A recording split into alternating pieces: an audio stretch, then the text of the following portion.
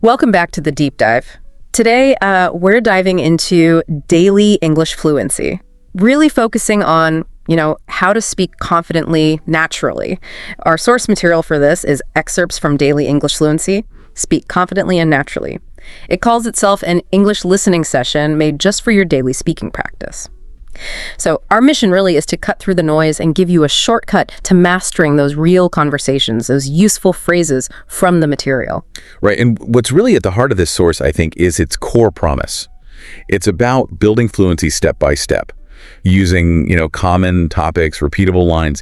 It really zeroes in on speaking clearly and naturally. Clearly and naturally, okay. Yeah, and it encourages you to sort of copy the rhythm, tone, and flow. Yeah. The idea is that this approach helps you improve quickly, even if you're just starting out. Even for beginners. Absolutely. And the crucial bit is this.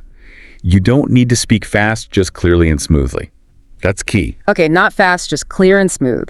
Exactly. So our starting point for this deep dive, it comes right from the source. Practice aloud with us. Feel the words as you say them.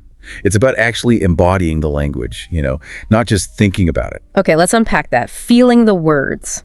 That sounds interesting because the source, it jumps right into these really practical, everyday situations, starts with something basic like greetings. Simple stuff. Yeah, like, hi there, how are you today? And the response, I'm good, thanks. And you? Then maybe, doing great, just a bit tired. What it really stresses is saying these out loud, noticing the rise and fall in our voices. The intonation. Yeah. The source says that's the natural sound of English. So it's not just the vocabulary, is it? It's the music, the rhythm of it all. Absolutely. And think about it. The source isn't asking you to, analyze grammar rules or memorize huge lists of words. No, it doesn't feel like that. It's subtly guiding you towards, pattern recognition. And building that muscle memory for actually speaking. It's a bit like learning to ride a bike, maybe. You don't memorize the physics equations. You just feel the balance. You feel the balance, exactly. So from greetings, it moves on to daily routines. Things like, waking up around 7 a.m., having toast and tea. And the advice here is really simple, but quite profound. Keep your sentences short but complete. And use a calm tone and repeat them slowly. Slowly, okay. This isn't just about saying the words, it's about building your confidence. Right. Literally one clear sentence at a time. It's that foundation that sets you up. That makes so much sense. So you're building this solid, kind of intuitive base with simple, everyday phrases. And it's not just morning routines, right? It goes into those quick, real-life moments, like a colleague asking, hey, do you have a minute? Yeah, those little interactions. And then maybe, can you help me with this report? They seem super basic, maybe. But the source makes a great point. These kinds of talks happen every day. All the time. And you're encouraged to repeat with your own voice and timing because, as they put it, speaking fluently means sounding natural. But, for a lot of learners, speaking fast feels like the goal. That pressure is real. Does the source tackle that directly? Offer techniques beyond just slow down? That's a really good question because it hits on a big misconception about fluency. The source consistently puts clarity and naturalness way above speed. Okay. It kind of addresses that pressure implicitly by focusing on the how. So when you're shopping, for example, asking how much is this shirt or do you have it in medium size? The advice is to try saying these lines slowly first, then faster.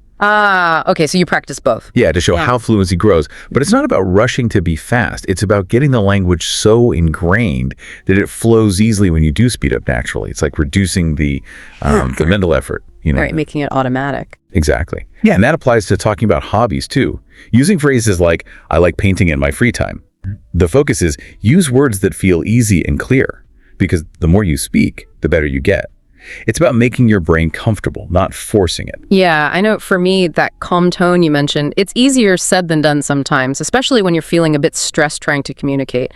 And it really drives home that idea that daily practice brings fluency. It keeps coming back to that. It even includes practicing asking about someone's weekend. Did you do anything fun on Sunday? Simple social questions. Exactly. And the source prompts you to notice how the words flow naturally, reminding us, no rush, no pressure, just repeat what feels right. That's confident speaking. It really covers a lot of ground, food, weather, making plans, even asking about health, like how are you feeling today?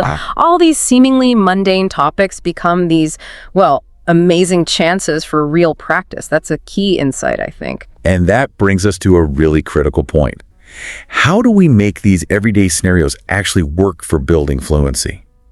The source repeats again and again that it's about feeling the words, relaxing your voice, letting your speech feel relaxed. Relaxing the voice. Think about those times you've tried to rush a sentence, maybe stumbled over words. It happens to everyone. The source's advice about a calm tone isn't just for clarity. It's also about lowering that internal pressure cooker feeling. Yeah, the anxiety. Right. I often tell my own students, your brain needs to breathe too.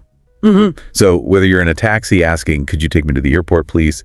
Or on a phone call confirming a meeting, the key is always, don't force speed, stay clear. This isn't just a theme. It feels like the underlying principle, psychologically and even physically, connecting all these different situations. Clarity and being relaxed are just paramount for authentic fluency. It really is about making the unfamiliar feel familiar, isn't it? Through that consistent, calm repetition. The deep dive also walks you through, describing, say, your previous day, I cleaned the house and did some laundry. Basic stuff. And even a simple coffee shop interaction. Hi, can I get one cappuccino, please? Everyday life. Exactly. And the source really hammers home that these lines are easy and clear and that fluency is built one scene at a time. And it goes a step further, like describing your room, there's a bed, a desk, and a bookshelf. It frames this as a way to practice thinking in English, which they actually call a powerful fluency habit. So it's not just repeating like a parrot, it's about making it part of your internal voice. Precisely. And that really taps into the whole idea of communicative competence rather than just, linguistic perfection. Yep. The source is basically advocating for weaving English into your daily thought process, not treating it like some separate school subject. Right. Integrating it. Exactly. It wraps up by looking back at how it covered greetings, daily talk, food, plans, and polite questions. And it makes the point that each one is genuinely useful in real life. And together, cumulatively, they build your speaking flow. The ultimate goal, the way the source defines it, is to speak like you're thinking in English. Speak like you're thinking in English. Yeah. It's not about memorizing scripts. It's about feeling the conversation, maybe talking to yourself or a friend, and mimicking that natural rhythm and pace you hear in the material. It's about letting the language become, an extension of your thoughts. So, okay, wrapping this up, what does this all mean for you, the listener?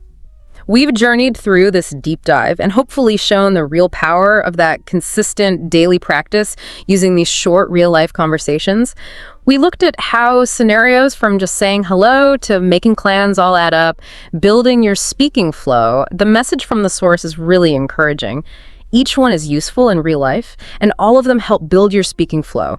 And maybe the biggest takeaway, the insight that really sticks, is that confidence doesn't come from speed, it comes from clarity. Absolutely. And just to reinforce that core principle from the material, the more you speak out loud, the more fluent and clear your English becomes. It's that simple, really. This ties right into the idea that fluency isn't about big words, it's about smooth, everyday speech. Smooth, everyday speech. I like that. Yeah.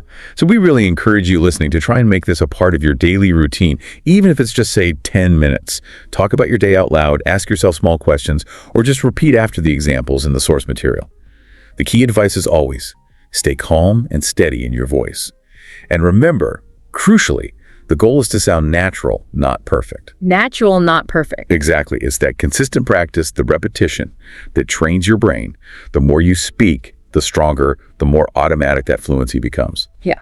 Okay, so here's a final thought to leave you with. We've seen from this deep dive how speaking fluently is really about speaking like you're thinking in English. And that this daily practice brings fluency, with confidence kind of growing without you even noticing, almost. So what if you took this same philosophy, this one clear sentence at a time approach? What if you applied that to other areas in your life that maybe feel a bit overwhelming right now? What other skills or challenges, maybe completely unrelated to language, could you master just by repeating what feels right and staying calm and steady in how you approach them? Something to think about.